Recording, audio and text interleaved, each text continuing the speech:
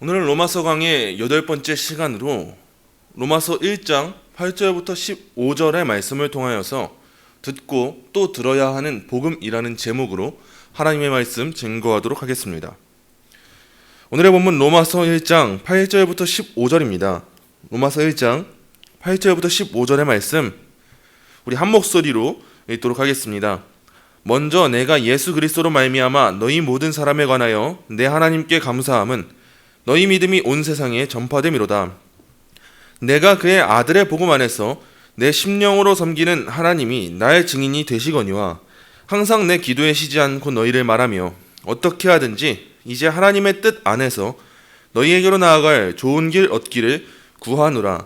내가 너희 보기를 간절히 원하는 것은 어떤 신령한 은사를 너희에게 나누어 주어 너희를 견고하게 하려 함이니 이는 곧 내가 너희 가운데서 너희와 나의 믿음으로 말미암아 피차 아니함을 얻으려 함이라. 형제들아, 내가 여러 번 너희에게 가고자 하는 것을 너희가 모르기를 원하지 아니하노니 이는 너희 중에서도 다른 이방인 중에서와 같이 열매를 맺게 하려 함이로되 지금까지 길이 막혔도다. 헬라인이나 야만인이나 지혜 있는 자나 어리석은 자에게 다 내가 빚진 자라. 그러므로 나는 할 수 있는 대로 로마에 있는 너희에게도 복음 전하기를 원하노라. 아멘. 개혁파 신학과 신앙을 배울 때 아직 체계적으로 신앙의 내용들이 이해되거나 깨달아지지 못한 미성숙한 시기에 놓인 이들이 종종 가지게 되는 오류와 오해들이 있습니다. 그중 대표적인 오해와 오류는 예정론과 관련된 것인데, 하나님의 선택과 유기에 대한 개혁파 신학의 가르침을 듣고 배우며 무엇을 알아가는 것 같지만 실상은 바르게 깨닫지 못했기 때문에 나타나는 오해입니다. 대표로는 예정론을 마치 운명론처럼 여기는 자세가 그렇습니다. 우리가 믿고 따르는 성경의 가르침은 선택과 유기에 대해서 가르쳐주지만 이와 같은 하나님의 작정과 예정은 결코 운명론이 아닙니다. 그렇기 때문에 웨스트민스터 신앙고백서 3장 1항은 하나님께서 지혜롭고 거룩한 계획에 따라서 앞으로 일어날 모든 일을 영원 전에 자유롭고 확고하게 작정하셨음을 말함과 동시에 그 하나님께서는 피조물의 의지가 강압적으로 침해되지 않게 하셨다고, 또한 우연성이나 자유가 제거되지도 않게 하셨다는 그 사실을 단언하고 있는 것입니다.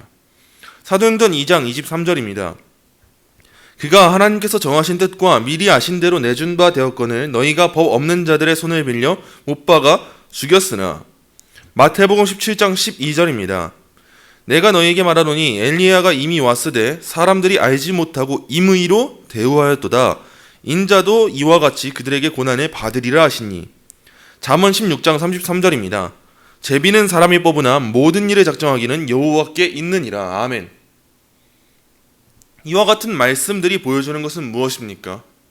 그것은 바로 하나님의 주권 가운데 하나님께서 작정하심을 이루어 가시지만 그러한 주권이 인간의 자유를 결코 강압하지 않는다, 제한하지 않는다라는 뜻입니다. 여러분, 제비만큼이나 자유로운 것이 없습니다. 그러나 그 모든 작정은 하나님의 주권 안에 있는 거예요. 인간은 아무런 강압도 없는 상태에서 자유로운 선택을 행하는 그 자유를 지닌 존재입니다.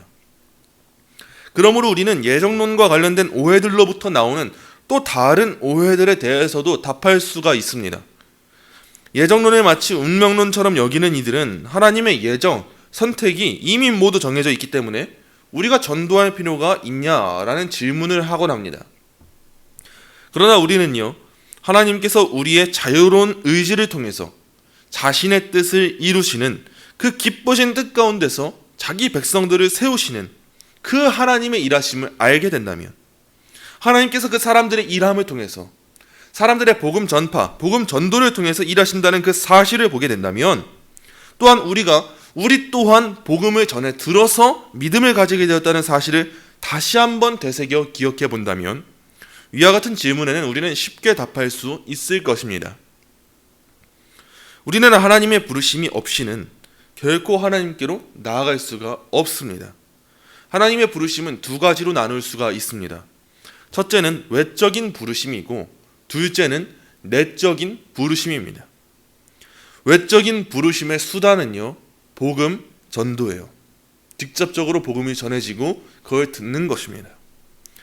우리는 누가 이 부르심에 응하여서 우리 주님께로 나올지 모릅니다. 그러나 하나님께서 우리에게 복음을 전파할 것을 명하셨고 우리의 복음 전도를 수단으로 자신의 백성을 부르실 것을 우리는 믿고 있기에 오늘날에도 여전히 우리는 복음을 전해야 하는 것입니다. 1800년대 스코틀랜드 장로교 신학자이자 목사였던 로버트 쇼는 자신의 웨스트민스터 신앙고백 해설이라는 책에서 다음과 같이 말했습니다. 말씀을 전하는 자들은 누가 은혜의 선택을 받았는지 알 수 없기 때문에 복음의 부르심과 초청을 모든 사람에게 제시해야 한다. 그들은 닥치는 대로 말씀의 화살을 날리지만 누가 자기 백성인지 아시는 하나님이 그 화살을 인도하시어 창세전에 그리스도 안에서 선택하신 자들의 마음에 정통으로 꽂히게 하신다. 이와 같이 예정의 교리는 결코 우리의 전도를 막아서는 교리가 아닙니다. 오히려 이 예정의 교리는요, 우리가 전도해야 할 이유예요. 이처럼 복음을 전한다는 것은 모든 믿는 자들의 사명이다라는 것을 우리는 알 필요가 있습니다. 또한 예정의 교리를 우리가 바르게 살필 때에 우리는 더욱 복음을 사모하고 복음 안에서 자라나기에 힘쓰게 됩니다. 하나님의 선택으로 말미암아서 우리가 이 세상에서 무책임한 삶을 살아도 되는 것이 아니에요. 이러한 오해를 가진 사람들이 너무나도 많습니다. 하나님께서 나를 택하셨다면 나는 아무것도 안 해도 되는 거 아니냐. 그러나 우리가 믿는 예정은 그러한 예정이 아니에요. 하나님의 구원은 그러한 구원이 아닙니다. 우리 하나님의 구원은 그 은혜를 힘입었음을 알게 되었고 그러한 은혜 가운데 성령님이 우리 안에 내주하실 때에 우리는 그 은혜에 힘입은 삶을 이 땅 가운데 살아가게 된다라는 것을 성경이 말해주고 있습니다. 하나님의 선택으로 말미암아 우리는 결코 이 세상에서 무책임하게 살아가지 않습니다. 우리가 복음을 믿어서 따르게 되었다면 우린 이제 날마다 그 복음을 다시 듣고 또 다시 읽고 다시 배워야 합니다. 하나님께서는 우리를 이 길로 초청하셨기 때문이에요. 그러므로 우린 이 복음 위에 굳게 서기 위하여서 날마다 복음으로 자라나야 한다는 것을 오늘의 말씀을 통하여서 모두 함께 깨닫게 되기를 간절히 소망합니다. 먼저 오늘의 본문 8절부터 10절입니다. 오늘 본문 8절부터 10절 우리 한 목소리로 함께 읽도록 하겠습니다. 먼저 내가 예수 그리스도로 말미암아 너희 모든 사람에 관하여 내 하나님께 감사함은 너희 믿음이 온 세상에 전파됨이로다. 내가 그의 아들의 복음 안에서 내 심령으로 섬기는 하나님이 나의 증인이 되시거니와 항상 내 기도에 쉬지 않고 너희를 말하며 어떻게 하든지 이제 하나님의 뜻 안에서 너희에게로 나아갈 좋은 길 얻기를 구하노라. 아멘. 8절에 나오는 바와 같이 로마교회 성도들의 믿음은요, 온 세상에 전파되었습니다. 여기서 말하는 온 세상이라는 말은 세상 곳곳이라는 말을 비유적으로 표현한 건데요. 로마교회 성도들의 믿음이 온 세상에 전파될 수 있었던 이유는 바로 이 로마라는 도시의 특성 또한 있습니다. 우리가 로마서 서론 시간에 살펴본 것과 같이 이 로마라는 도시는요, 수많은 도시의 사람들이 정치, 경제, 외교의 문제로 그 수많은 이유로 몰리는 그러한 이 당대 최고의 메트로폴리스가 바로 이 로마였다라는 것을 우리가 이전에 살펴봤습니다. 그렇기 때문에 수많은 사람이 로마에 왔다가 또 자기의 나라로, 자기의 고향으로 돌아가는데 이때 이 로마교회 성도들의 믿음을 보고 그 사람들이 이 믿음을 가진 로마교회 성도들을 칭찬하면서 떠나는 거예요. 그렇기 때문에 이 로마교회 성도들의 이 믿음이요, 온 세상에 전파될 수가 있었던 것입니다. 그렇다면 우리가 알 수 있는 사실이 또 하나 있습니다. 그것은 바로 이 편지의 대상인 로마교회의 성도들은 이미 복음을 듣고 믿고 있는 자들이었다는 사실이에요. 바울은 이곳저곳을 돌아다니면서 복음 전파의 사명을 감당하는 사람이었는데 바울이 가는 곳마다 로마교회를 향한 칭찬의 소식이 바울에게 들려왔습니다.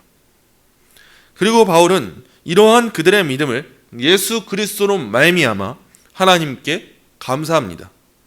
모든 것을 시작하신 이도 또한 마치신 이도 하나님이시기 때문이에요. 그 하나님께서 누구를 통해서 찬양받으셨습니까? 이 본문에 나와 있는 것과 같이, 로마서를 비롯한 여러 바울의 서신에 나와 있는 바와 같이 이 모든 일의 중심에는 예수 그리스도가 있고, 바울은 예수 그리스도를 이 중심에 두어서 오직 그로 말미암는 이 복음을 제시하는 것입니다. 칭찬은 로마교회 성도들이 받았는데 바울이 이 일을 기뻐합니다. 그 이유가 무엇입니까? 그 이유는요, 하나님의 영광을 위한 모든 일이 이제 우리들의 기쁨이 되었기 때문이에요. 그 사람이 하나님의 영광을 위해서 일했다라면 그 사람만이 하나님 앞에서 기쁜 것이 아니라 그 사람을 보고 있는 우리 또한 기쁩니다. 왜요? 우리는 이제 하나님의 영광을 위한 모든 일을 기뻐하는 자들이 되었기 때문이에요. 그렇기 때문에 우리들의 지체 중에 누군가가 하나님의 영광을 위한 무언가 일을 한다면 우린 그 일을 보고만 있어도 너무 기뻐야 하는 것입니다. 그것이 바로 우리 성도들의 자세예요. 바울은 그들의 믿음을 하나님께 감사하면서 로마 교회를 향한 자신의 관심을 서술합니다. 그는 하나님이 나의 증인이 되시거니와 라면서 일종의 맹세를 하는데요, 이는 사도 바울이 얼마나 진지하게 그 성도들을 향해서 기도했는지를 나타내는 말씀이에요. 바울은 지속적으로 하나님의 뜻 안에서 로마를 향한 그 길을 열어주시기를 하나님께 간구했어요. 기도했습니다. 여러분, 우리도 이러한 기도를 할 줄 알아야 됩니다. 바울은 그저 하나님 앞에서 자신이 원하는 바를 하기 위해서 때를 쓰고 있는 그런 기도를 하는 게 아닙니다. 자기 만족을 위해서, 자기 유익을 위해서 하나님 앞에 하나님의 뜻에서 벗어난 기도를 하고 있는 것이 아니에요. 단순히 나의 만족을 위한 기도가 아니고 복음을 위한, 하나님의 영광을 위한 일이라면 이 바울과 같이 하나님의 뜻을 구하면서 기도할 줄 알아야 하는 것입니다. 바울은 그런 하나님의 섭리를 고백하며 하나님의 뜻 안에서 이 본문이 말해주고 있는 바와 같습니다. 10절에서 어떻게 하든지 이제 하나님의 뜻 안에서 너희에게로 나아갈 좋은 길 얻기를 구하노라. 여기서 중요한 것은 하나님의 뜻 안에서입니다. 바울은 그러한 기도를 하고 있었다라는 거예요. 우리 또한 이러한 기도의 자세를 가지기 위해 힘써야 할 것입니다. 우린 이 시점에서요, 이 편지의 수신자가 어떤 자들이었는지를 다시 한번 상기시킬 필요가 있습니다. 앞서 살핀 바와 같이 로마교회 성도들의 믿음은요, 온 세상에 전파되었고 이들은 이미 복음을 들은 적이 있는 자들이었습니다. 그런데 사도 바울은 이 편지의 주제를 무엇으로 삼습니까? 복음이에요. 우리는 로마서를 읽어가면서 이 사실을 놓칩니다. 신앙생활을 하는 횟수가 늘어날수록 이제 우리는 더 이상 복음을 듣고 배워야 한다는 생각을 하지 못할 때가 너무 많습니다. 예수님께서 우리의 구원을 위하여서 십자가에 달려 죽으시고 다시 사셨다라는 이 사실은요, 어느새 우리의 가슴을 울리지 못해요. 또한 어느새 설교 시간에 이러한 단순한 듯한 이 복음이 전해질 때 우린 잠시 다른 생각을 하고 다시 이어지는 본문 말씀의 설교로 돌아올 때가 너무 많지 않습니까? 단순하게 예수님이 우리를 위해 죽으셨습니다. 그리고 다시 사셨습니다. 예수님이 이러이러한 분이십니다. 하나님은 이런 일을 하셨습니다. 이런 메시지가 전해질 때 우린 너무나도 당연하게 내가 다 알고 있다는 듯이 잠시 다른 생각을 하고 그 돌아올 때가 너무나도 많지 않습니까? 그러나 이미 복음을 들었으며 믿고 있는 로마교회 성도들에게 바울이 이 편지를 쓸 때 그 편지의 주제를 복음으로 삼고 있다는 것, 이것은 무엇을 의미할까요? 이것은요, 이미 복음을 들어서 믿고 있는 자들도 복음을 듣고 또 들어야 한다는 것을 의미합니다. 그런 점에 있어서 바울이 로마교회 성도들을 만나고 싶어 했던 것이고 이 일을 위해서 하나님께 간구했던 것이고 이 사역을 위하여서 로마교회 성도들을 향해 복음을 주제로 한 목양의 편지를 기록한 것입니다. 이러한 마음으로 바울은 13절의 말씀과 같이 여러 번 로마에 있는 성도들에게 가고자 하였으나 지금까지 길이 막혔던 거예요. 그렇다면 우리가 왜 복음을 듣고 또 들어야 하는지 이어지는 말씀들을 통해서 함께 살펴보기 원합니다. 첫째입니다. 우리의 믿음을 견고하게 하기 위함이에요. 우리 함께 이어지는 본문 11절 말씀 보겠습니다. 본문 11절 우리 한 목소리로 읽겠습니다. 내가 너희 보기를 간절히 원하는 것은 어떤 신령한 은사를 너희에게 나누어 주어 너희를 견고하게 하려 함이니. 아멘. 이미 복음을 믿고 칭찬까지도 받고 있는 이들에게 복음을 전한다는 것은 무슨 의미일까요?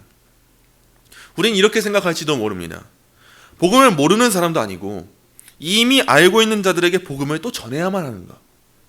우린 이에 대해서 너무도 당연하게 그렇다라고 답해야 합니다. 왜냐하면 복음이라는 것은 듣고 또 들으면서 그 진리 안에서 더욱 견고하게 세워져야 하는 것이기 때문이에요. 사람들은 잘하고 있을 때 잘하라고 하면 화를 냅니다. 그렇지만 신앙생활은요, 잘하고 있을 때 더 잘하기 위해 힘쓰는 거예요. 우리는 하나님 앞에서 아무리 잘하고 잘해도 부족한 자들이기 때문입니다. 바울은 로마교회 성도들에게 복음을 전해서 복음으로 말미암는 신령한 은사를 나눠주고자 했는데요. 이는 복음의 은혜, 성령으로 말미암아 주어지는 유익들을 뜻합니다. 바울은 이러한 은혜를 나눠주고 싶었으며 이러한 은혜가 우리의 믿음을 견고하게 한다는 것을 알고 있었던 것입니다.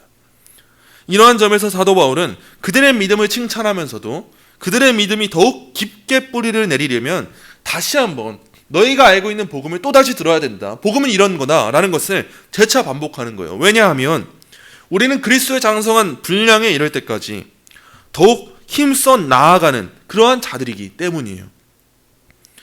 그런 의미에서 로마서가 이미 복음을 믿는 자들에게 필요한 것입니다. 그런 의미에서 복음을 믿는 자들에게 다시금 복음이 들려져야 하는 것입니다.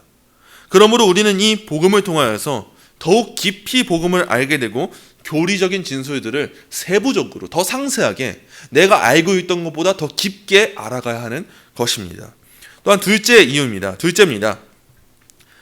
피차 아니함을 얻기 위함입니다. 이어지는 말씀 12절 우리 한 목소리로 읽겠습니다. 이는 곧 내가 너희 가운데서 너희와 나의 믿음으로 말미암아 피차 아니함을 얻으려 함이라. 아멘. 우리가 복음을 또 듣고 또 들어야 하는 그 이유가 바로 여기에 있습니다. 피차 아니함을 얻기 위함이에요. 우리는 예수 그리스도의 복음이 없이는 서로 간에 참된 교제를 나눌 수가 없습니다. 바울도 로마교회 성도들을 향하여서 로마교회 성도들을 통해서 내가 유익을 얻게 된다라고 말하고 있지 않습니까? 이는 단순하게 바울이 자기 자신의 겸손을 담은 표현이 아니에요. 이것은요, 우리 그리스도인들의 교제가 주는 참된 유익이에요. 이 아니라고 번역된 단어는요, 격려라는 말로 해석할 수 있습니다. 우리가 복음을 듣고 또 들으면서 우리 서로 간의 믿음이 더욱 견고해질 때 우리는 서로가 서로의 격려가 되는 진정한 의미의 참된 교제를 나눌 수 있게 됩니다. 그러나 잊지 마십시오. 중요한 점은 이 구절이 단순한 교제의 유익을 의미하는 것이 아니라 복음으로 말미암은 교제의 유익을 의미한다는 것이에요. 우리가 복음을 듣고 또 들으면서 믿음 안에서 견고하게 자라날 때 사도 바울이 신앙이 성숙하지 못한 사람들을 통해서도 격려와 힘을 얻은 것과 같이 우리들도 서로 간의 유익을 누릴 수 있게 됩니다. 신앙이 성숙하지 못한 이들은 성숙한 이들을 바라보면서 유익을 얻게 되고 신앙이 성숙한 자들은 또한 성숙하지 못한 자들을 보면서도 유익을 얻게 되는 거예요. 신앙이 성숙하지 못한 사람들과 신앙이 성숙한 사람들이 어울릴 수 있는 그 이유가 뭐예요? 그 가운데 중심이 되는 게 무엇입니까? 복음이에요. 이것이 세상의 교제와 우리 그리스도인들의 교제와의 차이입니다. 세상의 교제는요, 이 수준의 차이를 극복하지 못해요. 가진 사람은 가지지 못한 사람과 어울리지 못하고 성숙한 사람은 성숙하지 못한 사람과 어울리지 못하는 이러한 것이 세상의 교제라면 우리들의 교제는 다릅니다. 사도 바울이 보기에 로마교회 성도들의 믿음은요, 얼마나 성숙하지 못한 것처럼 보이겠어요. 또한 다른 교회 성도들도 그렇고 이러한 사도들의 믿음으로 보기에 사도들의 시선으로 보기에 우리는 얼마나 부족해 보이겠습니까? 그러나 그 안에서도 안위함을 누리고 있는 거예요. 그 안에서도 격려를 받고 있는 거예요. 사도 바울이 로마교회 성도를 보면서 유익함을 누리고 있는 거예요. 그럴 수 있는 이유가 무엇이에요? 바로 이 복음이라는 매개체가 우리를 묶고 있고 우리를 감싸고 있고 우리가 이 복음 안에서 교제하는 것이 그러한 유익을 우리에게 전달하고 있기 때문입니다. 그래서 우리가 복음을 또 듣고 또 들어서 더 장성하게 되어서 이러한 유익을 누려야 한다는 것입니다. 마지막 셋째입니다.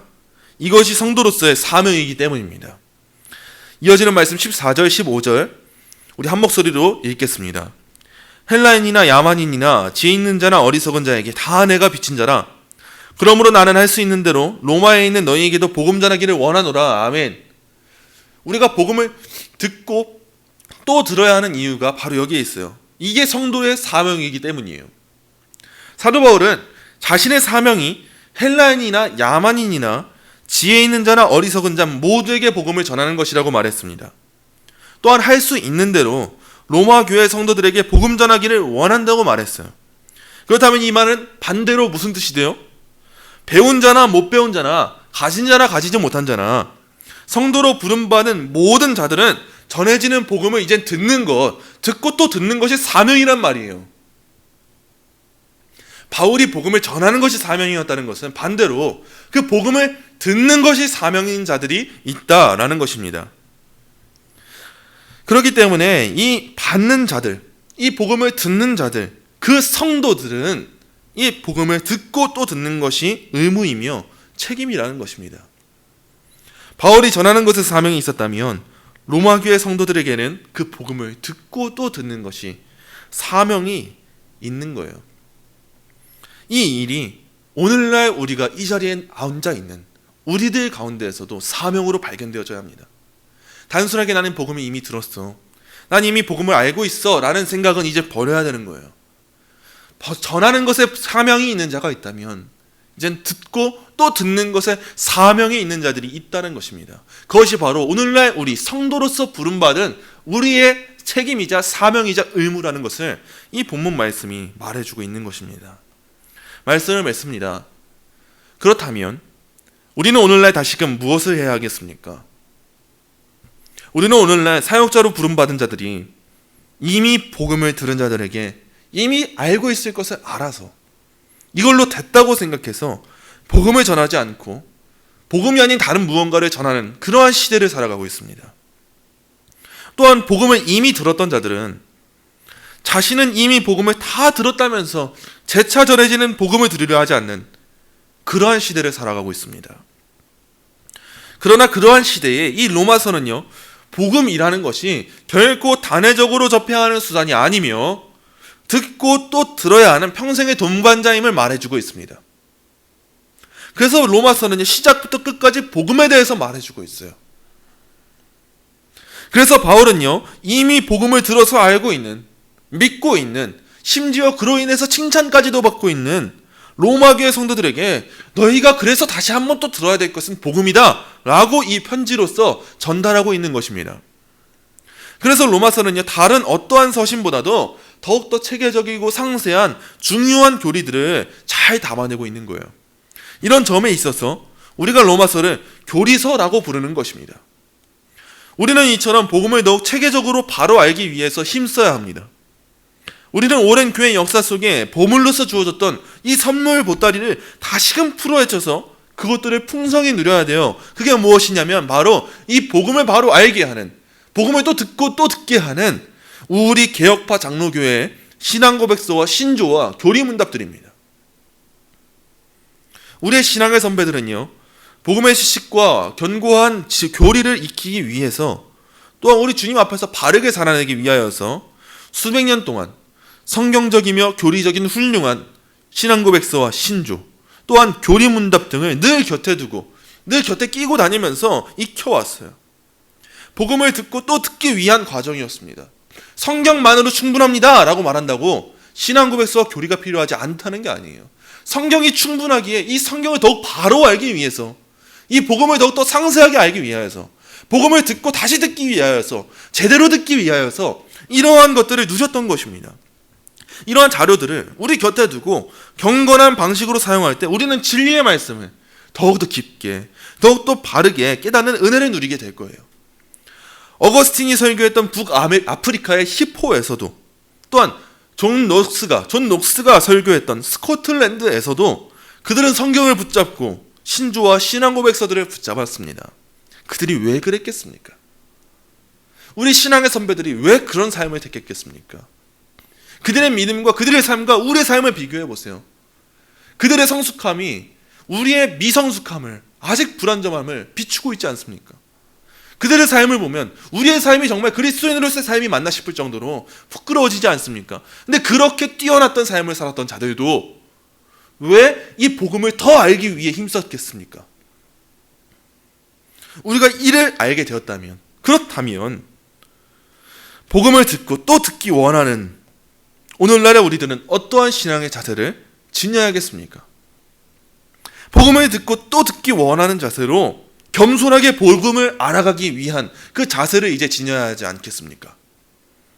그러므로 성경의 말씀을 더욱 성경의 말씀답게 알아가기 위해서 주어진 예배 시간을 통해 복음 듣기를 더욱 갈망하시고 우리가 믿고 따르는 신앙 고백서와 신조, 교리문답의 해설서 등을 늘 곁에 두고 익히시기 원합니다. 교회 카페에도 제가 이전에 개혁파 장로교회의 신앙 고백과 추천도서라는 제목으로 추천도서들을 올려놓았으니 이 자료들을 보시면서 책들을 구입하시고 또 추가적인 정보가 필요하신 분들은 언제나 저와 담임 목사님께 찾아와서 진리를 사모하시기에 힘쓰시기 원합니다. 우리가 이러한 과정 가운데 복음을 듣고 또 들을 때에 우리의 신앙은 더욱 견고해지며 우리는 서로 피차 안위함을 얻게 될 것이고 그로 인하여 우리의 사명이 무엇인지가 더욱 분명해지는 유익이 있게 될 것입니다. 그러므로 사랑하는 성도 여러분, 복음을 사모하십시오.